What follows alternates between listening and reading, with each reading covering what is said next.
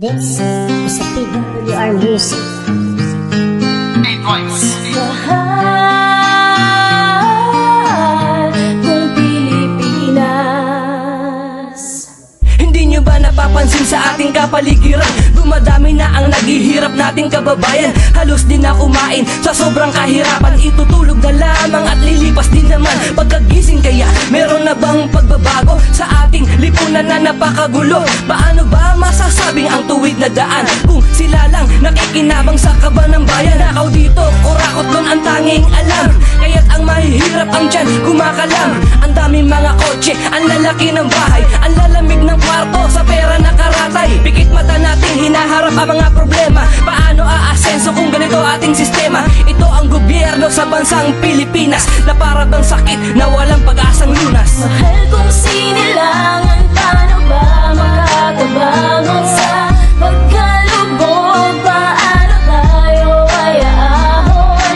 Mahal kong Pilipinas, paano nating tatakasan ang kahirapan na ating nararanasan? Iba't ibang mga trahedya na sa atin tumama. Halos ibang lugar na nga ay mabura sa mapa. Ang daming mga tulong sa ibang bansa nang galing, ngunit iba'y nagre-reklamo di pa raw nakarating. Saan napunta ang mga tulong at biyaya? Saan pa kundi sa bulsa ng mga buhaya? Nakakahiya ang bayan sa ganitong gawain. Buong mundo nakakaalam paano papalarin. Nagkait na mga biyaya para sa mga biktima. Siya itong pinapakain sa kanilang pamilya. Hindi pa ba kontento sa milyon na kinikita? Gusto pang agawin kahit konting barya. Paulit-ulit na lang ba?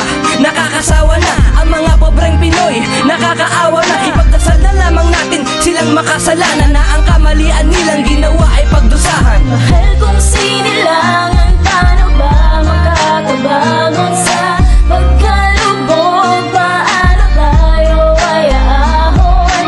Mahal kong Pilipinas, paano nating tatakasan ang kahirapan na ating nararanasan? Mga Pinoy ay lumilisan sa sariling bayan, nakikipagsapalaran upang hihirap matakasan. Tinitiis ang hapdi at kirot sa dibdib, kahit na minsan nalalagay ang buhay sa panganib. Nakakahaba pero kailangan na gawin para may masarap sa lamesang nakahain. Kasi dito sa atin, tiyaga lang ang kailangan. Dugo at pawis lamang din ang tanging puhunan. Yung iba ay kumakapit na lang sa patalim, kahit labag sa kalooban lahat ay gagawin. Papatay, magnanakaw at ibang iligal, kahit buhay na sa peligro kanyang isusugal. Mapunan lamang ang mga pangangailangan, gagawin ang lahat upang gutom maibsan. Ito na ba ang solusyon sa ating problema? Kayo na ang bahalang humusga sa kanila.